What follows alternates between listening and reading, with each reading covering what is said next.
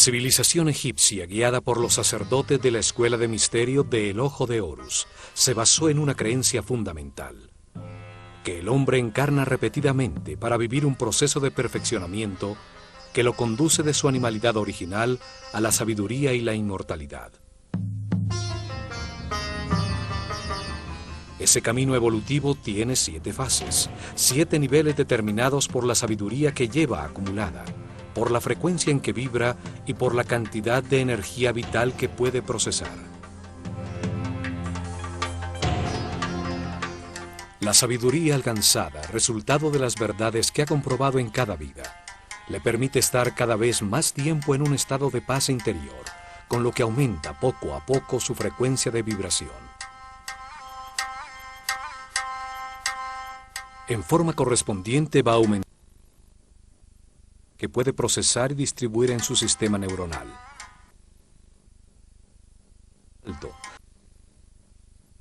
Vertebral para captarla, y su aura o campo electromagnético personal va creciendo en consonancia. Las circunstancias que el hombre experimenta, los procesos que debe vivir con el objeto de evolucionar, de adquirir sabiduría, fueron diseñados por Dios de una manera perfecta. Los egipcios creían que la energía que fluye de Dios y que se manifiesta de distintas maneras determina los procesos a que es sometido cada espíritu. El universo sería como una fábrica de conciencias sometidas a una serie de procesos lineales.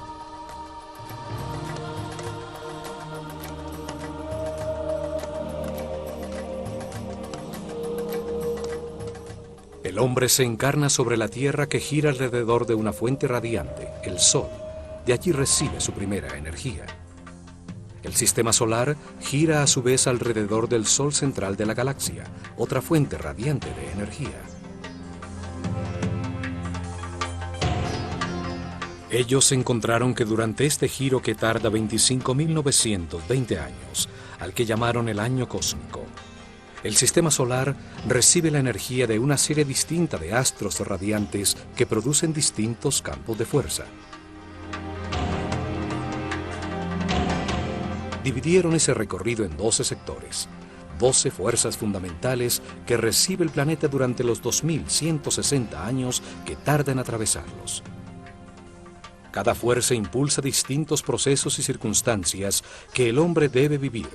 Son parte de la línea de ensamblaje de las conciencias.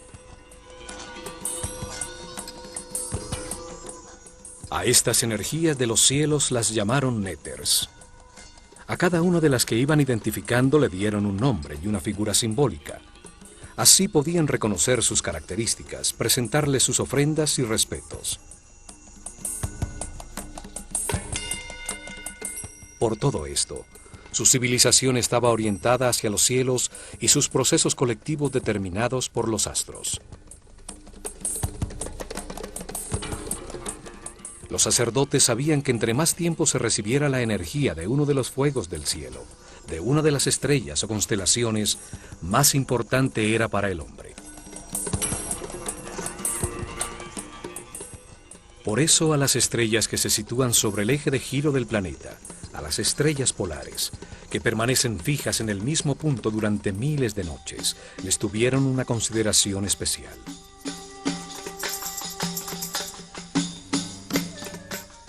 Además, en una época en que la noche era como la muerte, el pueblo, al encontrar que estas estrellas aparecían siempre en el mismo sitio, sin moverse por la bóveda celeste, las convirtió en el poder que reina en la oscuridad, fuerzas nefastas que traían la muerte y las desgracias. A esta serie de fuerzas que impulsaban los procesos y eventos más difíciles de la vida, las comandaba una figura simbólica que llamaron Set, la raíz del Satán moderno. Set, el señor de la oscuridad, el poder que retrasa el avance del hombre, el que lo sumerge en las pasiones animales, logrando que permanezca detenido en la ignorancia, cumplía una función importantísima en el universo egipcio. Impulsaba al hombre a cometer errores, inducía conductas agresivas, irrespetuosas, que solo producían dolor, sufrimiento, angustia y miedo. Los resultados de estas conductas equivocadas agobiaban al hombre, saturándolo de sufrimiento, impulsándolo a buscar el camino de la paz y la felicidad. Comprendía que con sus actuaciones agresivas hacia los demás, solo se estaba haciendo daño a sí mismo. Entonces cambiaba, y la fuerza de la luz iluminaba su conciencia.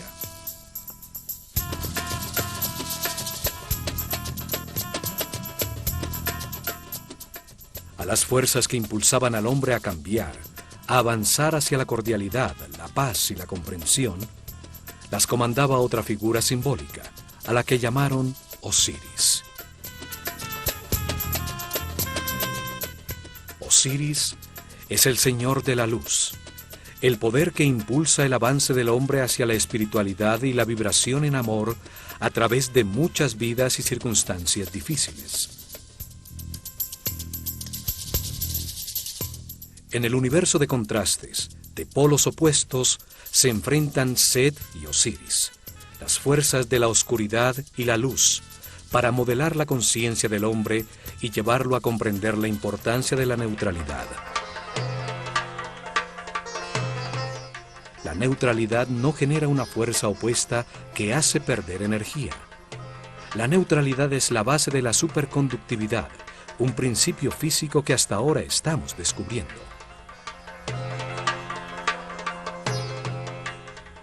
La neutralidad implica respeto por los demás. Implica tener la conciencia para no intervenir e impedir sus procesos de destino, las circunstancias difíciles que necesita vivir para aprender.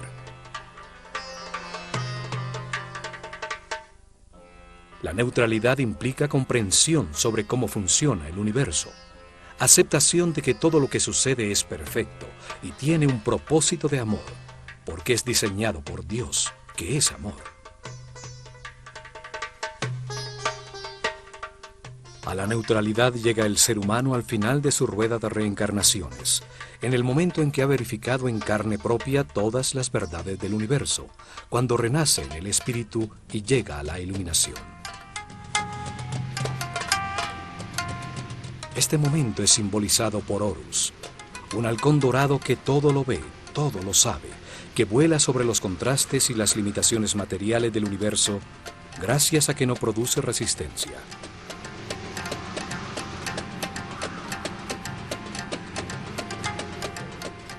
Horus es el símbolo de la conciencia permanente, inmortal, de un ser respetuoso en equilibrio, capaz de acceder a todos sus poderes y a la paz eterna.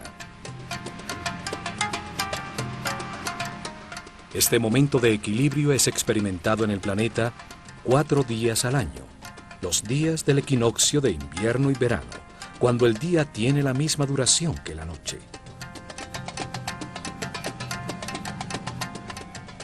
En Edfu, construyeron un templo para festejar el nacimiento de Horus, honrar y estudiar el momento final del camino evolutivo, con su eje y sus pórticos orientados hacia el punto en el horizonte por donde salía el sol, en el equinoccio de verano.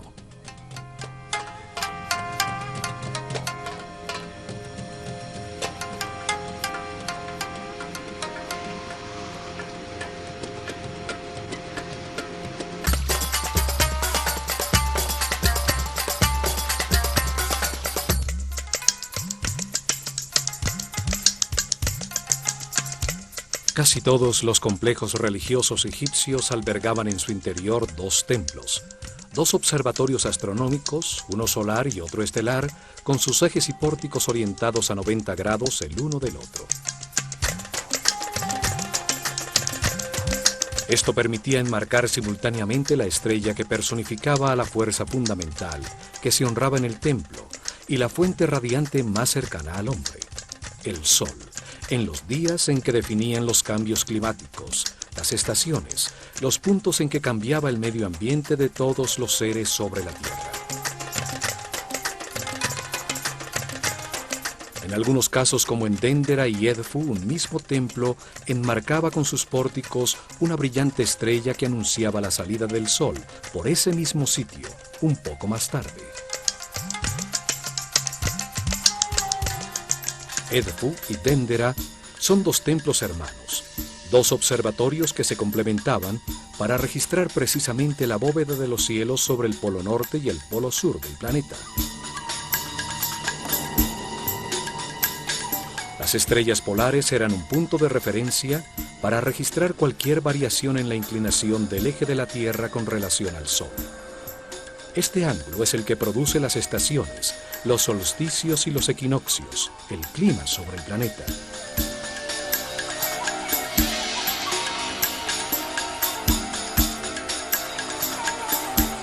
El estudio y registro de estas estrellas fijas, su relación con el Sol y las otras estrellas, era muy importante, pues cualquier variación en su movimiento habitual preconizaba grandes cambios en la vida del hombre. Eran las estrellas nefastas, las de los grandes cambios. Los ubicaron a una precisa distancia para producir una diferencia de 1 grado exacto sobre la latitud norte del planeta. Dendera está sobre los 26 grados y Edfu sobre los 25 grados de latitud al norte del ecuador de la Tierra.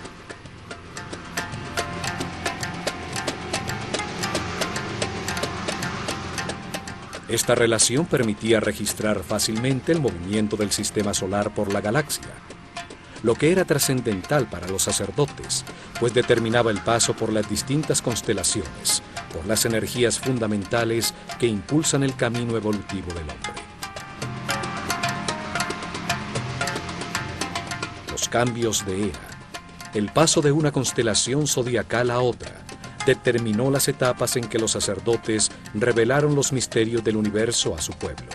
Cambiaron la localización de su capital imperial y hasta los nombres de sus faraones. Todos los templos que construyeron enmarcaban en sus pórticos un sector del cielo, por donde se movía uno de los mazarots, los fuegos del firmamento, permitiéndoles registrar fácilmente sus movimientos.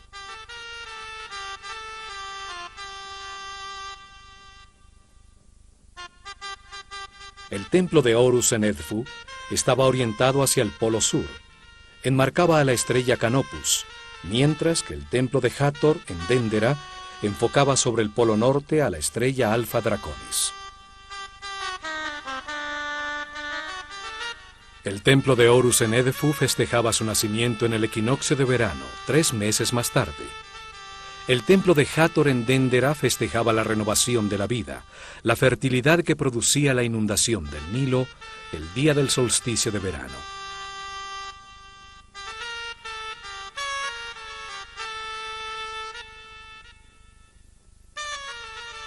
El templo secundario dedicado a Isis en Dendera enmarcaba en las noches sobre el horizonte a la estrella Sirio, su personificación en el cielo, que con su reaparición anunciaba el desbordamiento del Nilo, y al amanecer la salida del sol, el día del solsticio de verano.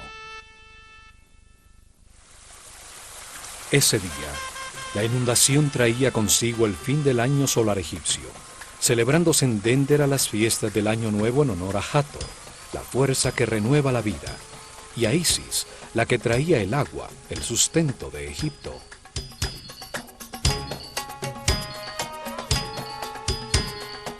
Tres meses más tarde, el templo de Neftis en Edfu, del que solo se conservan los cimientos, enmarcaba el punto sobre el horizonte por donde aparecía la estrella Procyon, la que marcaba el tiempo de siembra, y al amanecer, la salida del sol el día del equinoccio de invierno.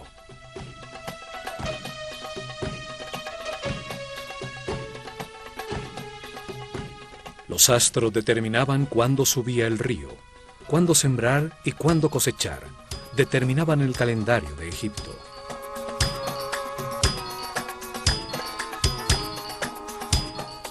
Como los dos templos, las dos estrellas tienen también una estrecha relación. Sirio pertenece a la constelación de Canis Mayor y Procyon a Canis Menor. Las dos son estrellas hermanas, como Isis y Neftis, las compañeras de Osiris y de Set, el señor de la oscuridad. En la mitología griega son consideradas los canes de Orión, el Osiris egipcio, pues lo siguen por los cielos, de ahí el nombre de sus constelaciones. En esas fechas se realizaban procesiones que unían a los dos templos. El 21 de junio, el solsticio de verano, se festejaba en Déndera, bajando de su azotea el fuego nuevo para todo Egipto, la marca del año nuevo. El 21 de septiembre, en el equinoccio de invierno, se festejaba en Edfu la concepción de Horus, y el 21 de abril, en el equinoccio de verano, su nacimiento.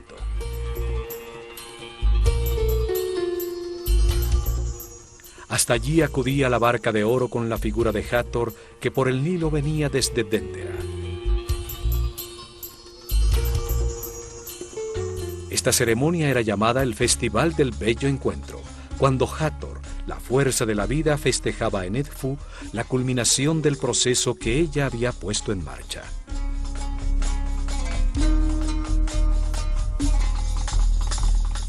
Las estrellas y los soles viajan de un horizonte al otro por el cielo en barcos simbólicos. Las figuras que representaban a estas estrellas, como Hathor o Isis, eran paseadas dentro de barcas de oro, en las procesiones que las llevaban por el Nilo de un templo al otro. El antiquísimo templo dedicado a Horus en Edfu, llamada Apolinópolis Magna por los griegos, comenzó a ser reconstruido en el año 237 a.C. durante el reinado del faraón Ptolomeo III, uno de los reyes macedonios que gobernó a Egipto como heredero de Alejandro Magno.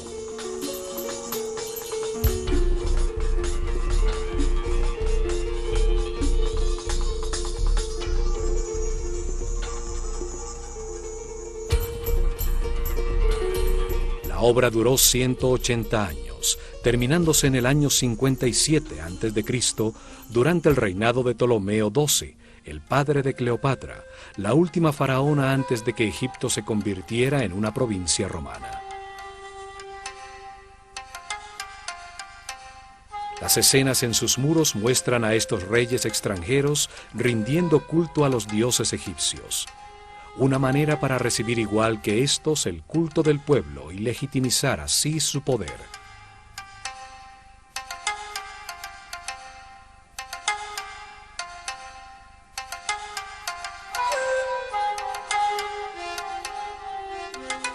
El pueblo de Edfu ha ocupado los terrenos que antes eran exclusivos del complejo religioso. Sus muros exteriores de protección desaparecieron hace mucho tiempo. La mayoría de sus construcciones fueron destruidas. Aún permanece intacto el templo principal dedicado a Horus, el Halcón Dorado, reconstruido por los Ptolomeos, paralelo al Nilo, en el mismo sitio donde un templo más antiguo había existido.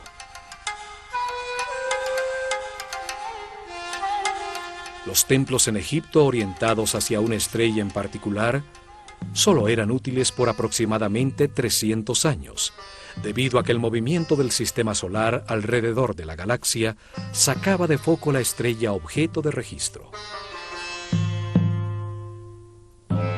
Esta razón determinaba que había que desbaratar el templo totalmente y volverlo a armar con su eje corrido aproximadamente 4 grados.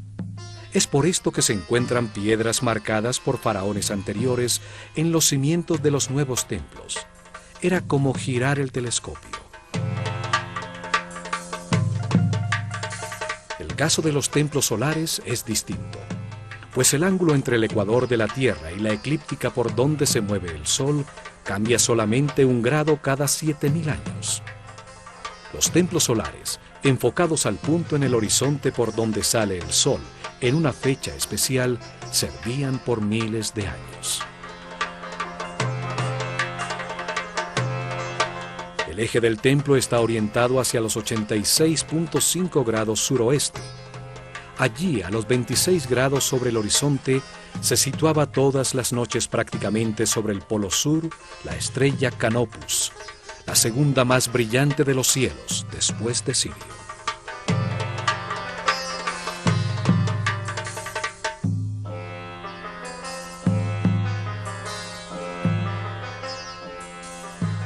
Canopus, Alpha Cariane, situada a 74 años luz de la Tierra, es la estrella más brillante de la constelación de Carina, antes conocida como Argo Navis, la quilla de la nave de Argus, en la que Jasón y los argonautas se embarcaron para encontrar el vellocino de oro. El pílono o fachada del templo enmarca con sus dos grandes torres a la estrella del Polo Sur. Cada torre es un espejo exacto de la otra, aún en las inscripciones y bajorrelieves de sus muros. Simbolizan la existencia de la simetría en un universo asimétrico que permite el movimiento.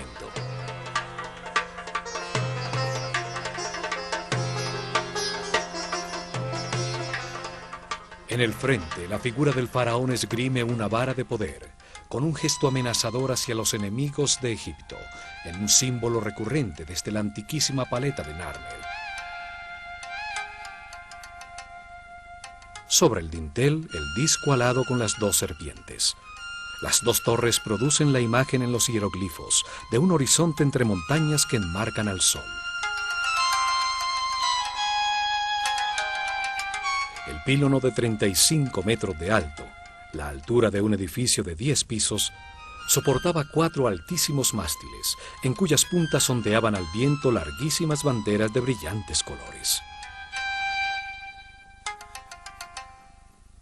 Al atravesar el pórtico por el eje del templo, se llega a un patio abierto, conformado en sus lados por un peristilo, un corredor sombreado por una pequeña cubierta soportada por 32 columnas con capiteles florales de distintos estilos y variadas formas.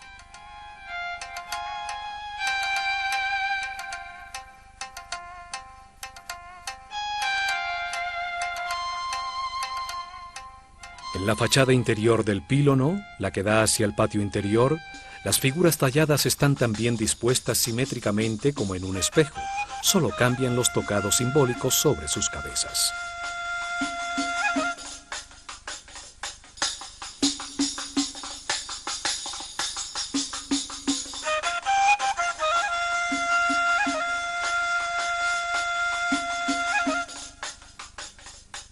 El muro de cerramiento totalmente decorado y la columnata le dan una forma perfectamente simétrica al patio exterior.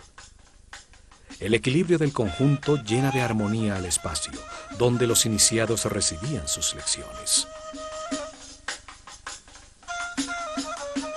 Las distintas escenas talladas en bajo relieve explican el proceso evolutivo del hombre, su relación con las fuerzas de los cielos, la lucha entre el espíritu y la materia que permite encontrar la verdad a través de los opuestos.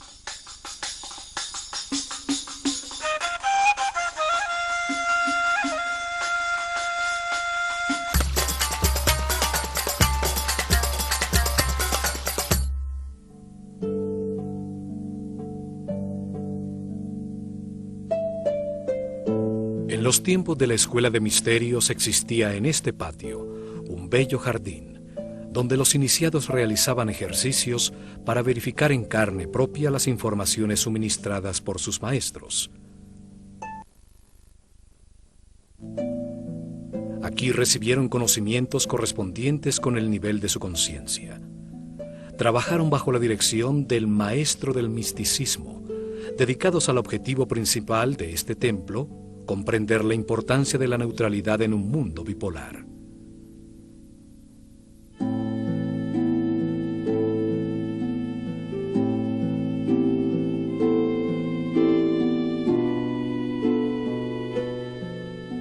Probaron que podían llevar su conciencia individual hacia la conciencia universal. Entendieron la necesidad de un universo de contrastes que produjera vivencias, situaciones y procesos ante los cuales se puede decidir libremente. Cada vida permite experimentar un sitio distinto, Una familia distinta, diferentes condiciones de salud y riqueza.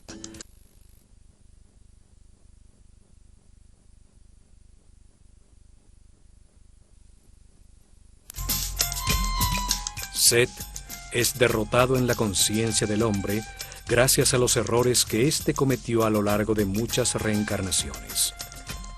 La comparación de los resultados obtenidos con sus actuaciones son los que producen comprensión, luz en la mente. Experimentaron el principio vital de otros seres. Entendieron que realmente solo existe una gran conciencia en el universo. Lo verificaron frente a una de las palmas del jardín del peristilo, cuando se concentraron en ella hasta sentir en sus hojas el viento.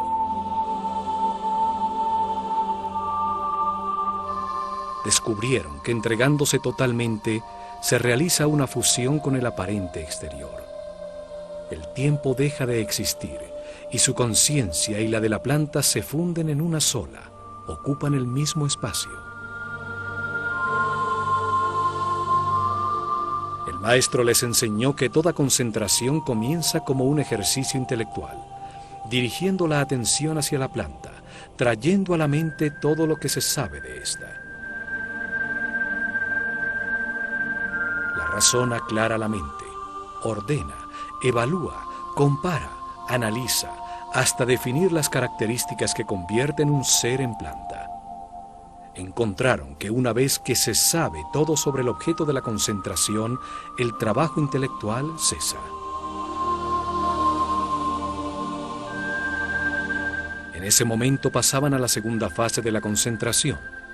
Usaron la intuición y todos los sentidos como una forma de percepción para sentir todo lo que la palma es. Palparon su forma, observaron su color, su olor, su sabor, escucharon su sonido interno. En una última fase, realizaron ejercicio de concentración espiritual.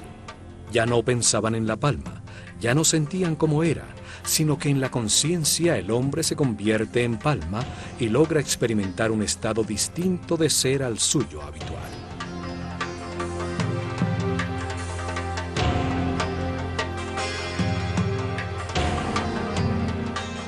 En ese estado, el ego desaparece y el iniciado se encontraba con su yo superior.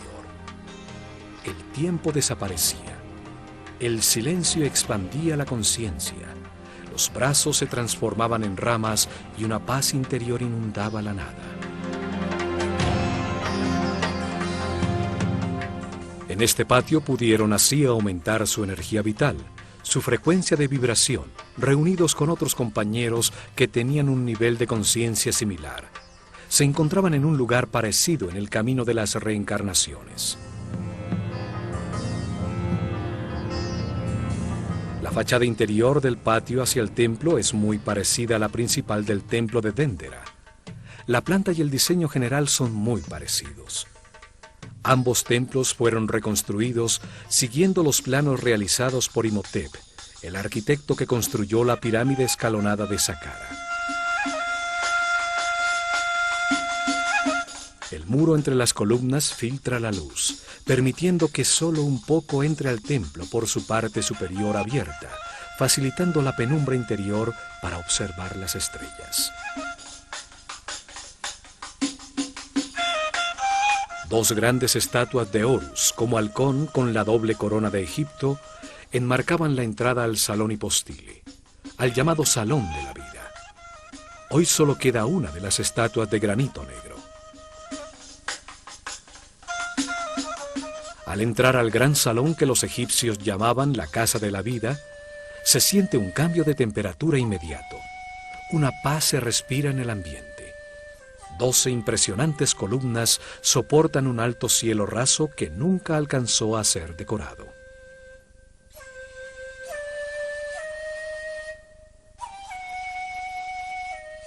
Al recorrer este salón, utilizado en el trabajo diario por los iniciados del templo, las altísimas columnas con sus hermosos capiteles producen una sensación de equilibrio, de permanencia. También, como en Dendera, Este salón tiene una pequeña capilla para guardar los papiros en los que trabajaban los escribas y los que se necesitaban para las lecciones con los discípulos del templo.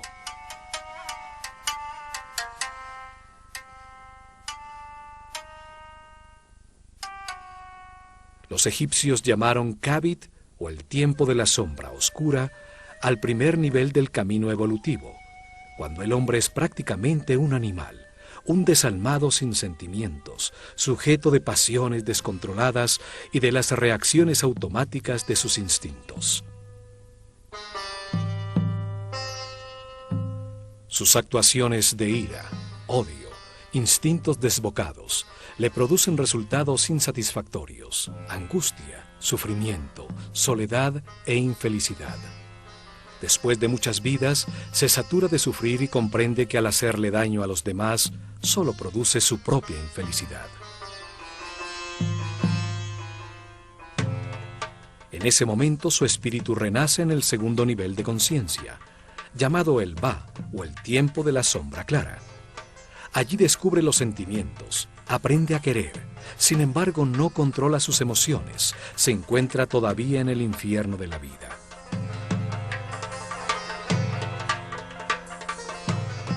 Al ascender al tercer nivel, llamado el tiempo del corazón que respira, el péndulo lo lleva al extremo opuesto. Se transforma en un ser bueno, que vive preocupado por los demás, tratando de resolver sus problemas y de evitarles las situaciones dolorosas de la vida. Tampoco puede ser feliz, pues su paz depende de otras personas. Sin embargo, no las respeta. Quiere cambiar la vida de los demás a como él cree que deberían vivirla.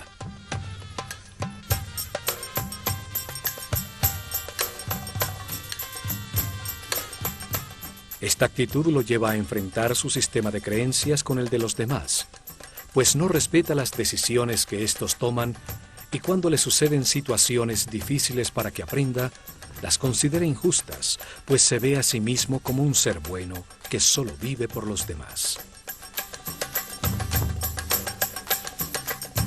Al cruzar la puerta del fondo se llega al Salón de las Apariciones, llamado así porque en él aparecía desde la penumbra de su santuario la brillante estatua de Horus, dentro de su barca de oro, para salir a las procesiones y ceremonias. La unión del templo de Horus con el de Hathor en Déndera es resaltada en la decoración de las columnas que tienen la figura de la diosa en sus capiteles.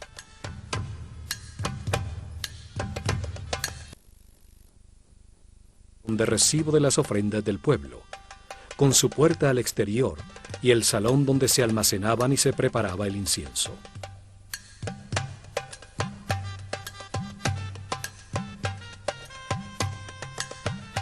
Al lado derecho está el salón de las purificaciones, utilizado por los sacerdotes en sus rituales diarios de limpieza, con su puerta para salir al lago y al pozo del templo. Los sacerdotes escogían a sus discípulos entre los seres que manifestaban mayor respeto por los demás, mayor sensibilidad, los que demostraban tener mínimo un tercer nivel de conciencia. Les suministraban información y la manera de verificarla personalmente. Los guiaban para que aprendieran a elevar su nivel de vibración. El trabajo comenzaba por el control de los instintos, el miedo a la muerte, el instinto de defensa y agresión. Se les sometía a situaciones de peligro extremo. Aprendían a confiar en los demás. Años después, el trabajo era controlar las emociones, los deseos y los placeres, comprender que su cuerpo es igual que el universo, solo que en otra escala. Para eso pasaban por templos como el de Kom-Ombo, Philae, Deir el-Bahri y Luxor. Así llegaban al cuarto nivel de conciencia, al tiempo que llamaban Sekem, donde con otros seres nacidos en ese nivel eran dirigidos por el maestro de las medidas. Él les enseñaba cómo el nombre y el número determinan la forma de todo lo que existe.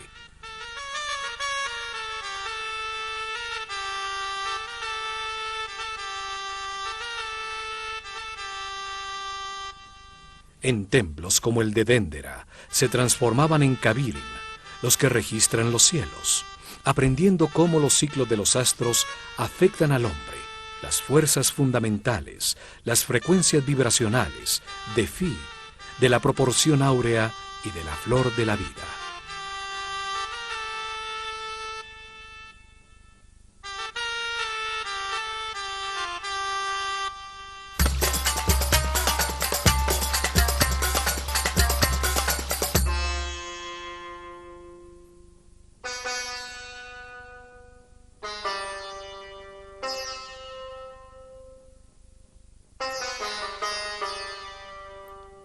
Después del Salón de las Apariciones se llega al corredor de las escaleras, que tiene un esquema exactamente igual que el de Dendera. Una escalera caracol a la derecha y una larguísima escalera recta dentro del muro de cerramiento que conduce a la azotea.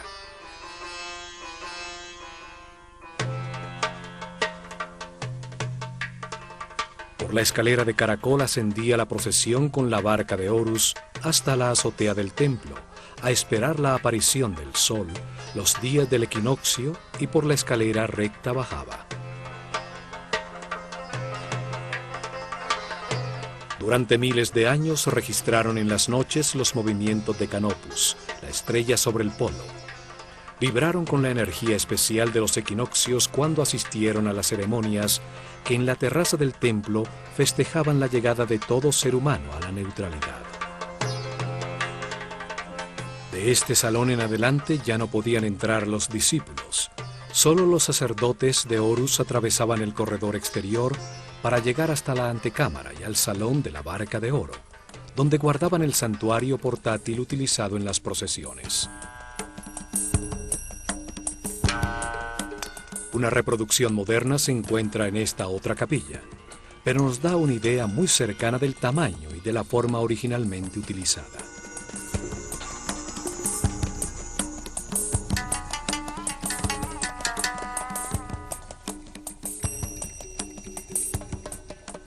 La antecámara de las ofrendas también comunica con la llamada Capilla Pura, un espacio abierto donde las figuras simbólicas de las fuerzas fundamentales del universo eran expuestas a los rayos del sol para que renovaran su energía.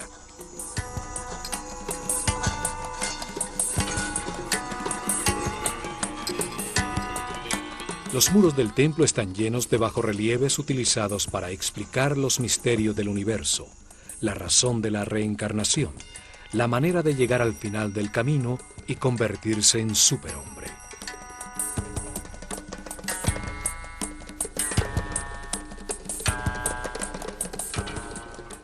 En este mural el faraón Ptolomeo IV, rodeado por un sicomoro, el árbol de la vida. Otro símbolo de Hathor, recibe de Horus la palma con el listado de su destino, las lecciones que debe vivir en muchas reencarnaciones para llegar a la iluminación. Al otro lado, la figura de Nekhbet le entrega el destino inmediato, el que debe vivir en esta vida como faraón.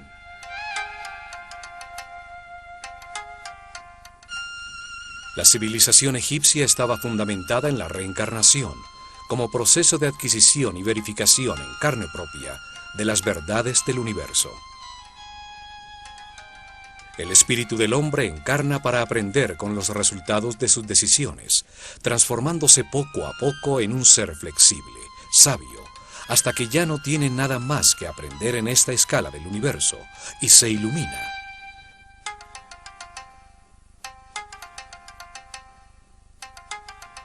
Desde la claridad exterior a la penumbra del Sancta Sanctorum, el nivel de los pisos va ascendiendo para permitir que desde allí el sacerdote pudiera observar el cielo enmarcado en los pórticos sobre las cabezas de los discípulos participantes en las ceremonias.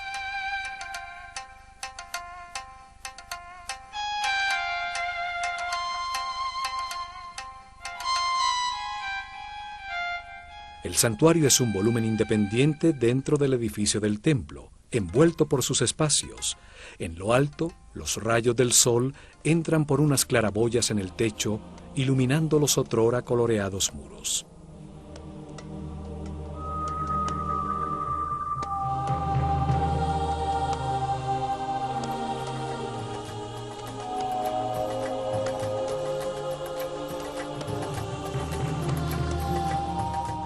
En lo más profundo y oscuro del templo, se llega al santuario donde se encontraba el Naos, la capilla de granito que contuvo la figura simbólica de Horus, el símbolo del renacimiento espiritual, de la maestría, del momento en que el hombre se convierte en superhombre.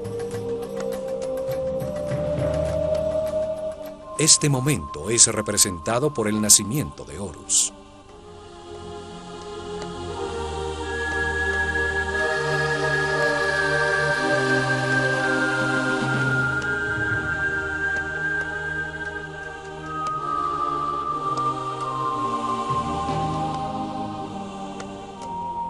Aquí, rodeando el santuario, se encuentran escenas talladas que hacen referencia al momento de la iluminación.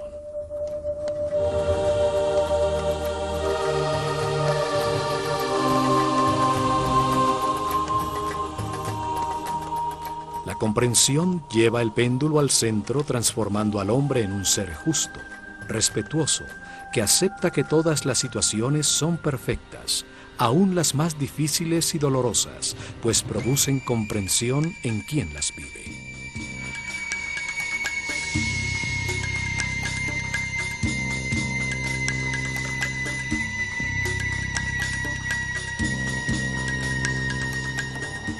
El malo se convierte en bueno, el bueno en justo, y por último el justo en sabio. En ese momento llega la iluminación representada por Horus, cuando se renace desde el espíritu, al terminar la rueda de reencarnaciones en esta escala del universo, para continuar el camino de perfeccionamiento en una jerarquía más alta. El hombre que nace en la carne, renace en el espíritu. Así termina su transformación desde su animalidad original a la espiritualidad eterna. Desde su conciencia temporal a la conciencia permanente, de la mortalidad a la inmortalidad. El amor permanente en pensamiento, palabra y obra, producto de estas comprensiones, hace que el ego desaparezca para siempre, y con él la rueda de reencarnaciones.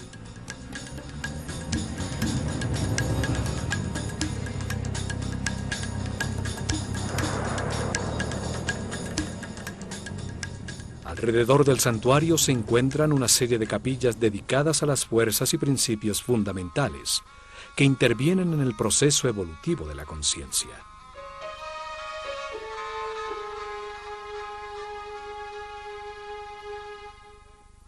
Osiris tiene una capilla que es fácilmente reconocible para el pueblo que no podía entrar al templo, a través de los bajorrelieves que adornan el muro exterior, permitiéndoles acercarse y colocar sus ofrendas desde un lugar cercano e inmediato.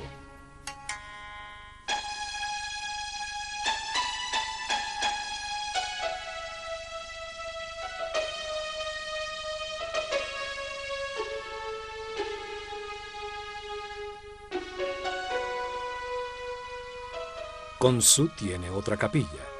Es el hijo de Mut, la característica femenina del único Dios, y de Amon-Ra, la característica masculina. Su unión crea la conciencia del hombre. Khonsu es el nombre que le daban a una conciencia recién nacida cuando comienza su recorrido evolutivo.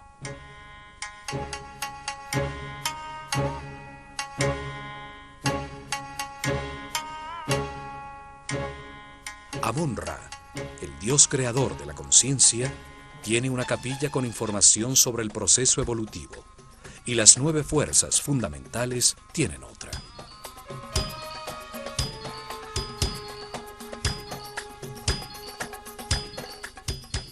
La capilla central está dedicada a Horus. En sus muros está el conocimiento adquirido sobre el significado de la iluminación como momento final de esta escala de la realidad.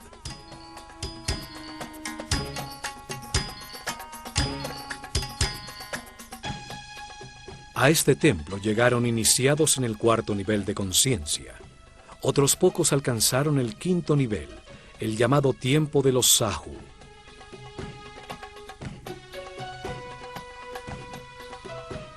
Aquí recibieron información sobre la meta del camino de reencarnaciones. Comprendieron el significado de la neutralidad.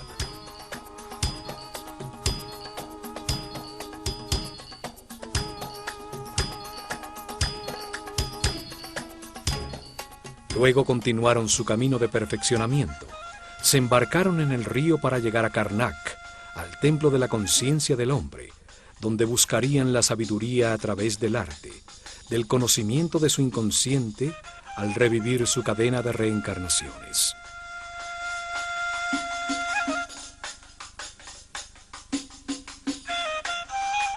Se van vibrando en amor, seguros que como todos los hombres, algún día renacerán espiritualmente, llegarán a la iluminación, abrirán la puerta a la siguiente escala del universo.